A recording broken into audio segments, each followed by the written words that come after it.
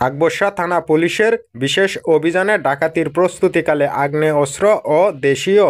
অস্ত্রসহ 4 জন কুখ্যাত সন্ত্রাসী গ্রেপ্তার। গত 30 তারিখ ভোরে আকবর থানার অফিসার ইনচার্জ মোহাম্মদ আরিফুর রহমানের নেতৃত্বে এসআই ফজলুর রহমান, এসআই সালাম, এসআই তুষনের সঙ্গীয় পুলিশ সহ আকবর থানাধীন শাপলা আবাসিক এলাকায় অভিযান পরিচালনা করে। এ সময় কুখ্যাত সন্ত্রাসী কলা উজান পাড়ার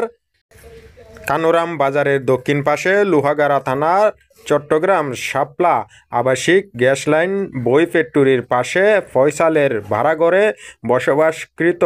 শফিক আহমেদের ছেলে শহীদুল ইসলাম জিহাদ, পিতা জাকির হোসেনের ছেলে মোহাম্মদ জিহাদ হোসেন প্রকাশ বাপ্পা, সেনবাগ নোয়াখালী, বর্তমানে কর্নালহাট মিতু হোটেলের পিছনে কামরুল সদাগরের বাড়ির বারাটিয়া, পিতা মোহাম্মদ মোস্তফার ছেলে ইমরান হোসেন বাটিয়ারি রেল স্টেশন সীতাকুণ্ড চট্টগ্রামের পিতা জামাল উদ্দিনের ছেলে সুহেল প্রকাশ বাসমানকে গ্রেপ্তার করেছে আকবর থানা পুলিশ। এ সময় ডাকাতির প্রস্তুতিকালে তাদের হেফাজতে থাকা একটি দেশীয় তৈরি এলজি, একটি চাইনিজ চাপাটি, 2টি টিপ ছুরি উদ্ধার করা হয়েছে ও নিয়মিত মামলা রুজু করে বিজ্ঞ আদালতে প্রেরণ করা হয়েছে আসামিদের।